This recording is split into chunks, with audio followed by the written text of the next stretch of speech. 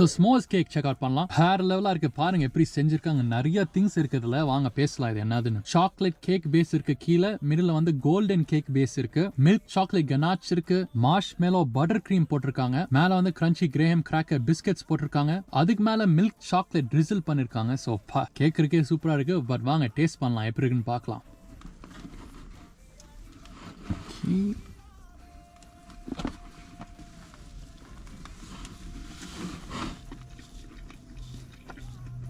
So s'mores cake எப்படி இருக்குன்னு கேட்டிங்கன்னா, அந்த சாக்லேட் கேக் பேஸ் சூப்பராக இருக்குது, அந்த கோல்டன் கேக் பேஸ் சூப்பராக இருக்குது, பட்டர் க்ரீம் ஃப்ராஸ்டிங் வேற லெவல், மேலே அந்த பிஸ்கெட்ஸ் வந்து நல்லா அந்த கிரன்ச்சினஸ் வருது, உள்ளார வந்து சாக்லேட் இருக்கு வெளியில தெரியல, ஆனால் உள்ளார வந்து சாக்லேட் போட்டிருக்காங்க, அதுவும் சூப்பராக இருக்கு. மார்ஷ் மேலோ ஃப்ளேவரிங்கும் இருக்கு, அந்த பட்டர் க்ரீம் எவ்வளோ திங்ஸ் போட்டிருக்காங்க, எல்லாமே சேர்த்து சாப்பிடும் போது ஒரு கொஞ்ச நேரம் ஆச்சு ப்ராசஸ் ஆகிருக்கு. ஆனால் ப்ராசஸ் ஆயிட்டோன்னே வேற லெவலாக இருந்துச்சு டேஸ்ட். செப்பரேட்டாக சாப்பிடும் போது கூட சூப்பராக இருந்துச்சு, அந்த லேயர் செப்பரேட்டாக சாப்பிடும் போது, சேர்த்து சாப்பிடும் போது வேற லெவலாக இருந்துச்சு. ஐ திங்க் தான் அவங்களோட பெஸ்ட் கேக். ரீசெண்டாக நான் சாப்பிட்ட பெஸ்ட் கேக் தான், வேற லெவலா இருக்கு. கண்டிப்பா வர்த்து தான். 9.5 10 ட்ரை பண்ணுங்க.